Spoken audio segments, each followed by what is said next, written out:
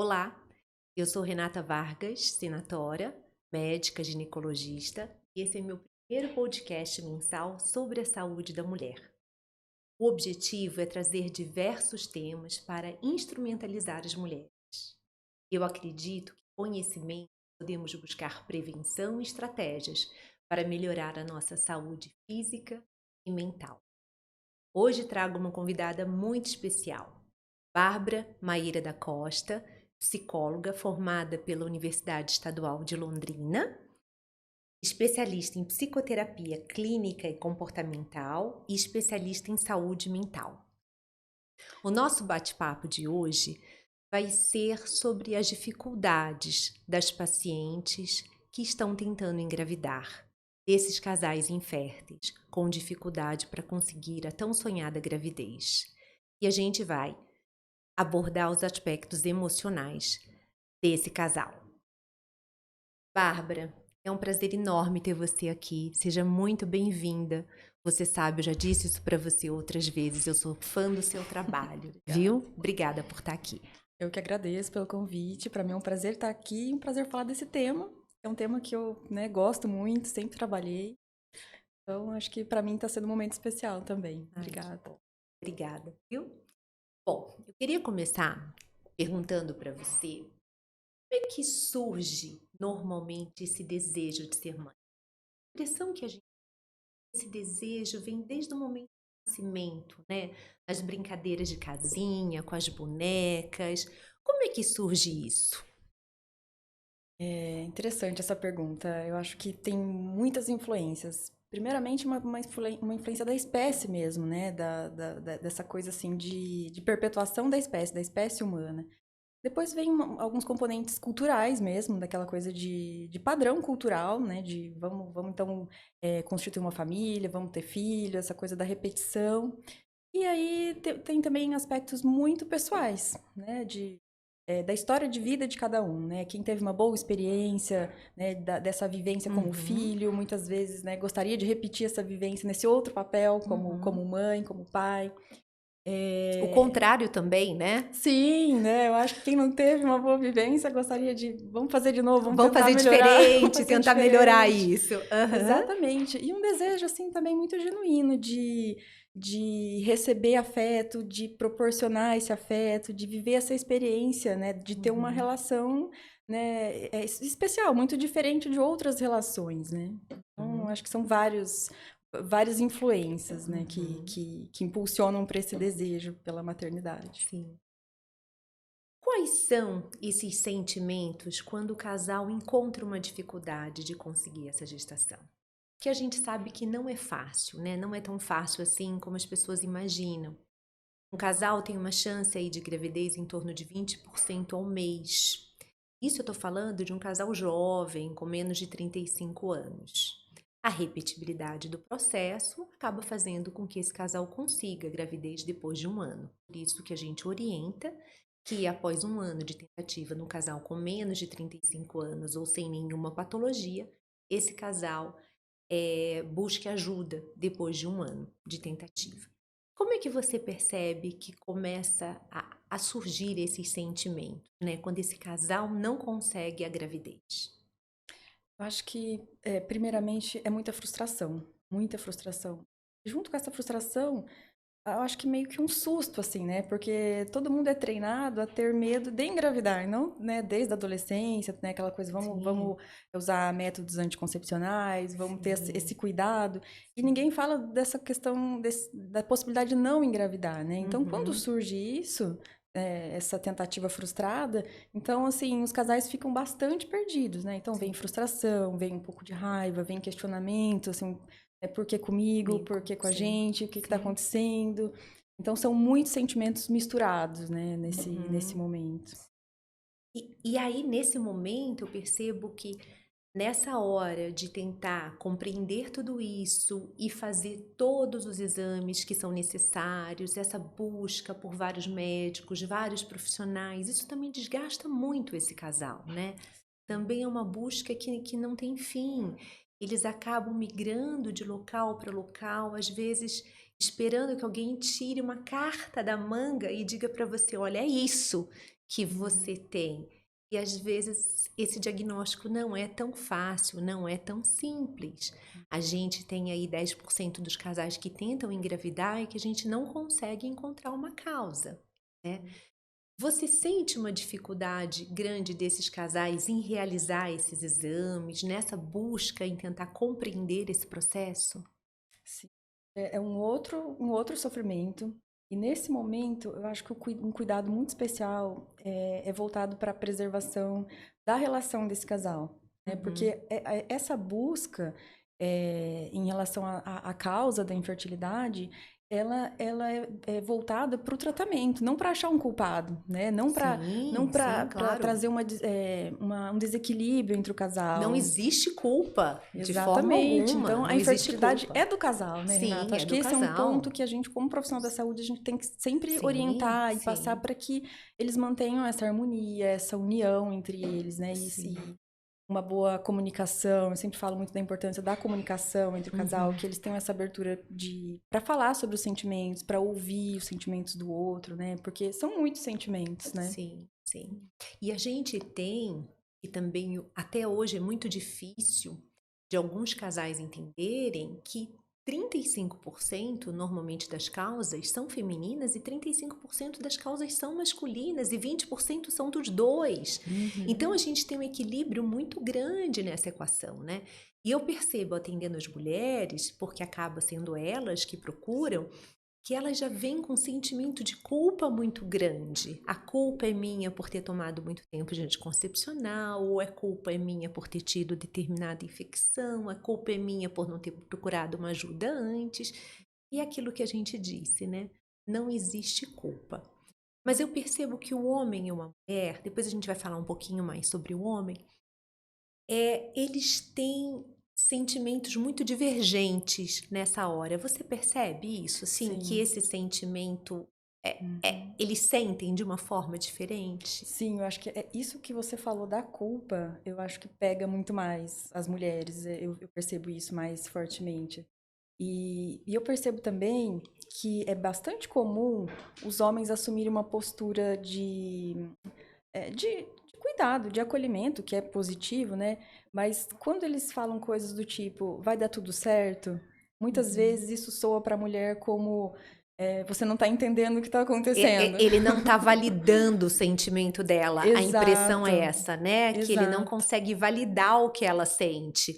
E aí, em exatamente. vez deles se unirem, ela fica triste, porque ela Sim, percebe que ela não está sendo ouvida. se E na sente sozinha no verdade, processo, né? exatamente. E na verdade, ele está querendo fazer o papel de proteção. Uhum, Então, por isso que é tão importante esse acompanhamento psicológico, né? Para que eles sim. possam compreender e entender O isso. sentimento de ambos, né? Que tem Sim, espaço o sentimento dos dois dos ali, né? dois.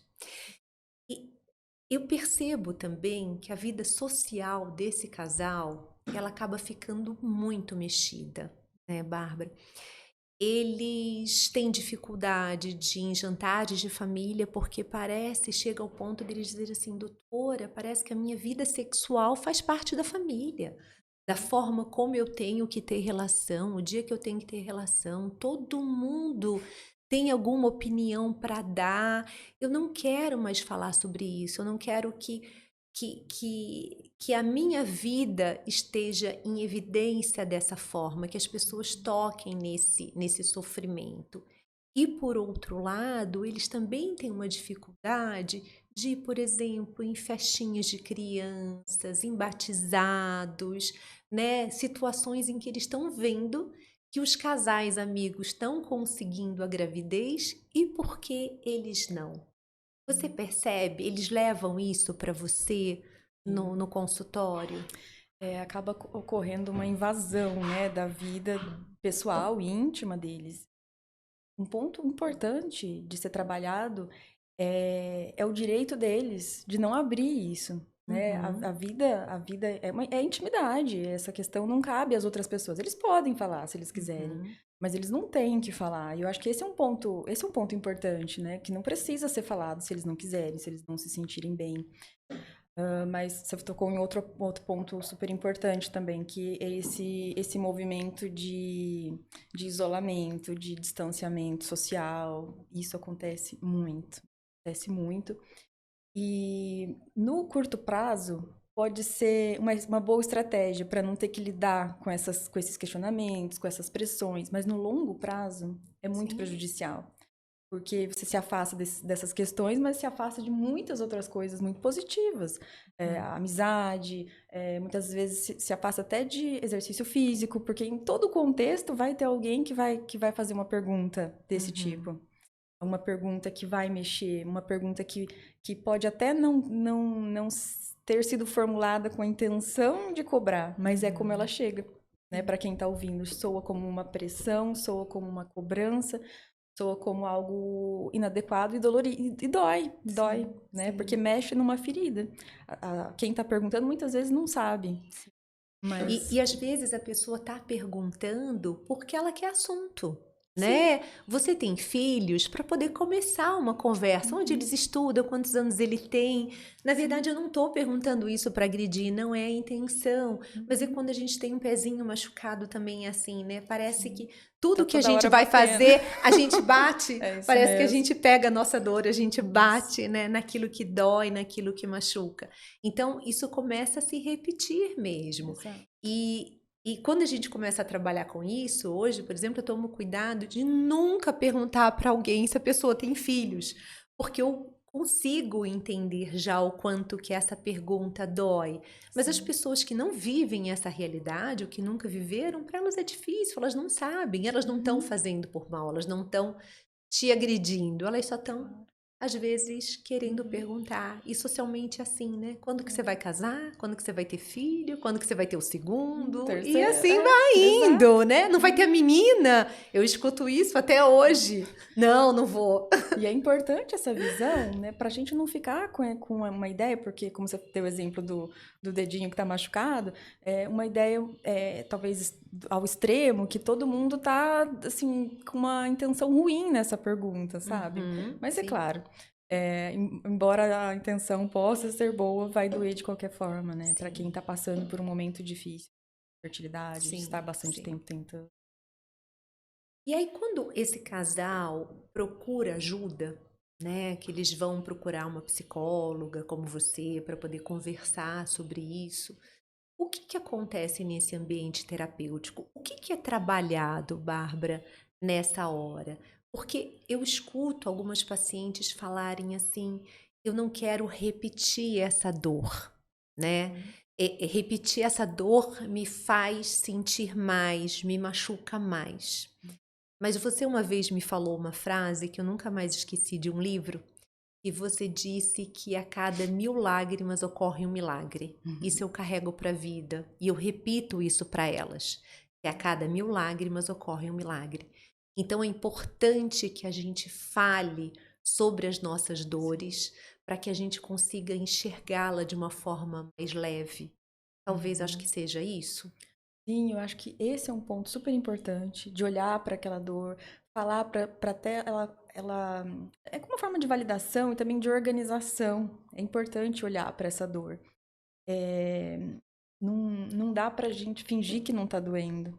E eu sei que esse é um medo comum, e eu não posso falar exatamente, ai, não vai doer. Vai doer, mas é importante. É um processo importante. Não dá pra gente fingir que não tá acontecendo nada e passar a vida tentando ou se distrair ou fazendo outras coisas e não olhar para aquilo.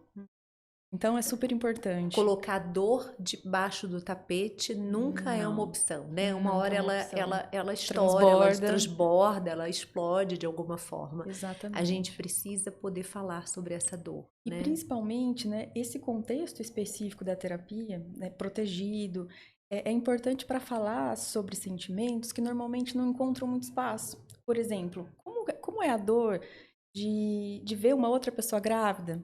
Né? Não tem como isso não doer, né? E parece que é um assunto meio proibido, porque não tem como não Senão ela sentir. passa, parece por invejosa, E parece né? E que ela não quer porque não é esse o intuito, ela sim, só queria que tivesse acontecendo com ela também, né? Não... exatamente. Parece que é um tema proibido. Sim. Então, e isso é um ponto super importante da terapia, proporcionar um espaço de segurança para que os sentimentos possam ser expressados livremente, sem qualquer receio. Sim. É um ambiente de segurança, né? E eu Sim. acho que o papel do psicólogo também é isso, validar os sentimentos e mostrar principalmente que não tem sentimento errado. A gente não controla, nós não Sim. controlamos o que a gente sente, Sim. simplesmente a gente sente, A vai gente fluindo sente. e não Aham. tem o que fazer para não sentir. Alguns sentimentos são ótimos, outros um pouco desagradáveis, Uhum. mas É. todos eles são, né, típicos da nossa humanidade. Eu acho que para a mulher a gente ainda tem a questão do relógio biológico, né? E essa questão do relógio biológico, isso causa mais ansiedade, porque quando ela começa a tentar engravidar, ela também tem uma corrida contra esses folículos que uma hora acabam, né? Uhum. Diferente do homem que faz uma renovação dos espermatozoides, nós não. Nós só por nascer já perdemos milhares de folículos e vamos perdendo mês a mês, ano a ano, e esses folículos vão perdendo tanto a qualidade quanto a quantidade também, principalmente após os 35 anos. E eu acho que isso começa a ter ainda mais um fator de ansiedade para Isso. essas mulheres, a questão do Uhum. relógio biológico. Eu vejo até aquelas que não têm parceiro ainda, ou não querem ter uma gravidez independente, enfim, que não Uhum. estão pensando na gravidez naquele momento, né? Elas também têm muita ansiedade em relação a isso. Aparece pacientes assim? Eu acho que essa contagem do tempo, que é importante também, que se Uhum, saiba. Não dá uhum, para fingir que isso também não está acontecendo. Como você falou, é algo que pode sim impactar, né? uhum, Então é importante que se saiba. Mas isso também é um fator que uhum. gera mais ansiedade, né? Povo. E a mídia, eu vejo que acaba vendendo um desserviço, né? Quando muitas vezes você olha uma mulher de 50 anos grávida e você pensa por que que ela conseguiu e eu não. Mas eles nem sempre falam exatamente como ela conseguiu, todas as Uhum. dores que ela passou. A gente só vê o produto final. Tem uma pessoa de 50 anos grávida, né? A Uhum. gente não consegue olhar a dor do outro e o caminho que o outro teve. E eu acho que isso traz para a mulher também mais angústia, né? Cobrança. Mais cobrança. Uhum. É.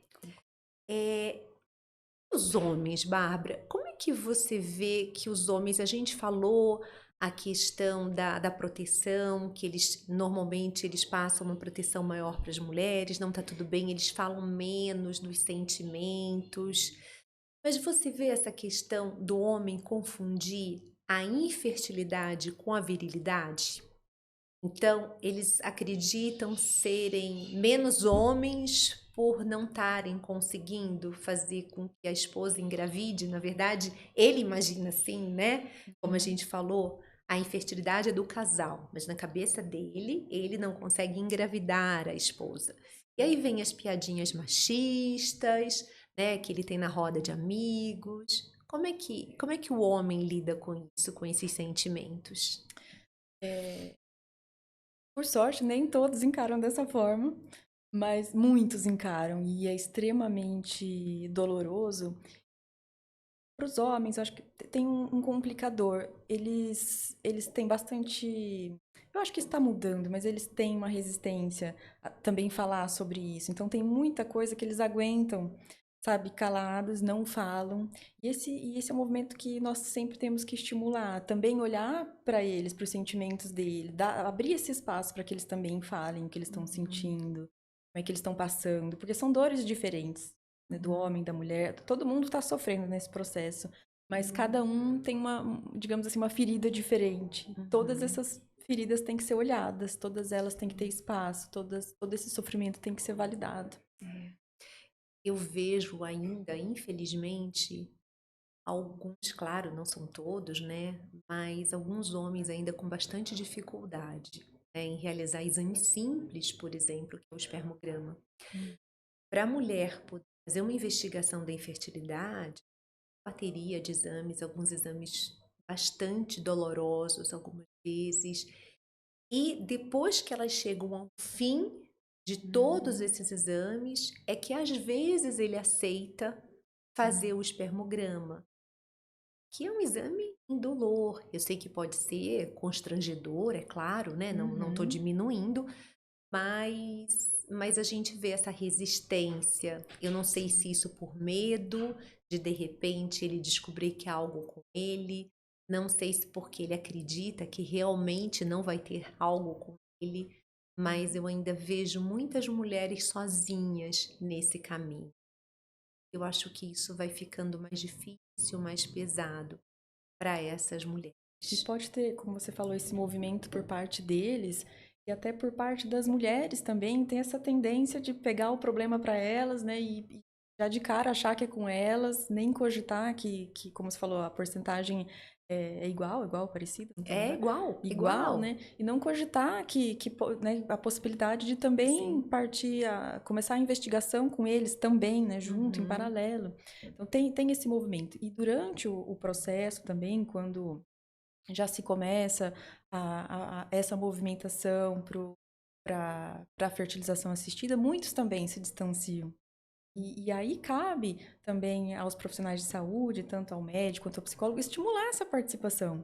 Estimular para que eles participem, para que eles apoiem, para que eles entendam, para que, enfim, eles sintam isso, esse processo, fazendo parte disso também. Então, por que não, quando vai marcar a consulta, não marca um horário que é possível, sabe? Para dar aquela. Facilitar mesmo, vamos Sim, participar, né? Vamos fazer parte disso. sim. Acho que isso é super importante, um ponto super importante, essa participação, essa Estar vivência, ao lado, estar ao né, lado, um do outro, é exatamente. importante mesmo, Sim. sim. E também a gente percebe que tem casais que lidam com isso de uma forma mais leve e outros casais de uma forma muito sofrida durante todo esse processo, né. Acho que as pessoas sentem de formas diferentes, ou talvez seja o apoio que elas tenham por trás. Você acredita que isso se dá por, imagino que vários motivos, né, disso Vários acontecer? motivos. Tem muita coisa do casal mesmo, da força deles estarem bem, deles terem uma comunicação de qualidade, Uhum, conseguirem falar sobre os próprios sentimentos. Isso conta muito. Mas também tem a rede de apoio, a rede de apoio real mesmo, assim, né? uhum, Quem essa pessoa, essa mulher tem, que ela consegue falar e ser aceita, falar e ser acolhida. Como que tá essa rede de apoio? Isso conta muito. E a vida da pessoa como um todo, né? De estar mais equilibrada, estar num momento melhor. Esses recursos são importantes também. Isso vai variar de pessoa para pessoa, mas algumas pessoas são mais flexíveis à mudança, à adaptação. uhum, Outras uhum, pessoas são mais resistentes. Então, são vários aspectos que vão interferir nesse processo. uhum, Mas aí também vai ser diferente a necessidade de cada um de uhum. apoio, vai ser diferente por conta disso. A gente já conversou sobre isso nos bastidores, Bárbara. Tem uma coisa que me incomoda bastante, né? Que é quando dizem para paciente, quando você desencanar, é essa a palavra, Desencanar. você engravida. Ou quando você fizer uma viagem, você engravida.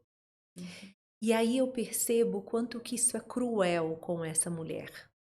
Porque ela já tem a culpa de que ela não está conseguindo a gravidez. Sim. E aí vem mais culpa de que agora ela não está conseguindo a gravidez porque ela está nervosa, porque está estressada. Eu acho que a gente não pode ver de uma forma isolada isso, né? Eu acho que é muito pesado para uma Obrigação de mulher relaxar, né? de Ela vai viajar com a relaxar. obrigação, né? Parece que já sai de casa com uma Como se tensão, a né? cabeça, né, Exato. ela não fosse junto, Isso. né? E se eu não relaxar, né? Isso é, como? E quando a gente quer algo tão precioso para nossa vida, né? Que a gente deseja tanto, que a gente já tem aquela ligação de amor. Eu entendo que Sim, amor é construção, mas parece que a gente já projeta aquele exatamente. amor e não tá vindo. Como é que eu consigo ficar calma, né? Pois é. Eu acho que isso é É cruel mesmo, É é essa cruel. palavra. E eu acho importante falar sobre isso, para as pessoas perceberem o efeito que tem. Porque muitas vezes elas se sentem impressionadas e nem se ligam que também estão sendo vítimas desse tipo de história. Porque sempre tem uma história assim, né? Que é contada de alguém que foi viajar e voltou grávida. Como se esse fosse o único fator para se engravidar. E aí você vai, né, falar muito melhor que eu, não é, Que né? não é o Pode único influenciar, mas não é o fator. único. É claro, pode influenciar, mas não é o único fator, né? A gente não pode ver isso isoladamente. E a gente estava falando agora, há pouco tempo, da psicóloga que teve o doutorado relacionado a isso, exatamente a essa questão, que é a doutora Liliane Serger. Doutora Liliane Serger, né? Em que ela diz que o doutorado dela foi para entender se as mulheres não engravidavam porque estavam ansiosas ou estavam ansiosas porque não engravidavam. Sim. E aí ela chegou à conclusão, isso é nesse trabalho, né? A gente vai achar vários outros, mas nesse trabalho ela chegou à conclusão que as mulheres ficavam ansiosas porque elas não engravidavam. Mas quando elas começaram esse processo, estava tudo bem, né? Existia a ansiedade da vida moderna, da vida atual, e a gente acaba tendo com a correria do dia a dia, Em algum grau. Em algum sempre grau, estamos expostos a algum grau de ansiedade. a gente vai ter. Se você tivesse, Bárbara, que passar uma mensagem para essas mulheres, para esse casal, assim, que pontos que você falaria, abordaria para eles, assim? O que você teria de mensagem para passar para eles? O primeiro ponto é cuidar muito da relação deles, da comunicação, principalmente. Eu acho que um treino de comunicação é muito importante. Essa habilidade mesmo de ouvir sem criticar, de validar, de ter empatia. Eu acho que isso vale muito. Esse cuidar da relação, muito importante. Porque algumas questões, cada um vai ter que meio que carregar sozinho. Mas tem outras muitas questões que são do casal e eles têm que estar fortalecidos, né? Os dois, eles têm que ter essa força, esse apoio mútuo para eles darem conta, porque são processos difíceis de lidar. Sim, Então, até a sexualidade deles muda. Começa a ter hora, começa a ter dia, começa a virar algo mecânico, né? E isso às vezes afasta. Algo que tinha que unir acaba afastando esse casal. Exatamente. Então eles vão sofrer, vai ter momentos né, alguns momentos serão muito difíceis. Então acho que esse é um ponto. Outro ponto que eu considero talvez um mais importante é que a vida não fique só sobre a infertilidade. Então, nós temos que resgatar quais outros valores, o que mais faz os olhos brilharem, o que mais preenche, que atividades nós deixamos de lado quando começamos nesse processo. Então, tudo isso tem que ser resgatado. Porque se a vida gira só em função, né, dessa questão, a pessoa começa a se enfraquecer. Então, a gente tem que levantar esses outros aspectos para que a pessoa relembre, se reconecte com tudo isso e se fortaleça. Sim, não ter o foco único. Não né? ter o foco único, Sim. claro. E eu vejo isso. Elas, quando vão numa consulta, elas querem imediatamente parar a academia, aí gosta de um vinho, não toma mais, porque tem sempre o medo de poder estar grávida, né? E se ela tiver leve com as outras situações da vida dela, tentando manter o ritmo que ela tinha anteriormente, eu acho que as coisas acabam fluindo, né, com mais tranquilidade. Isso que você falou das privações. Ela começa a se privar de muitas coisas que ela ama. E vai se sentindo enfraquecida. Então esse é um ponto super importante. Resgatar tudo que fortalece, resgatar tudo que faça essa mulher se sentir melhor. Isso é super importante. Bacana. Bárbara, muito obrigada, viu? Eu que agradeço. Adorei o nosso bate-papo, a nossa conversa. Obrigada mesmo. Eu que agradeço, foi um prazer estar aqui. É um assunto, como eu disse, que eu adoro, tá? Então, estou muito feliz de estar aqui, tá? Obrigada.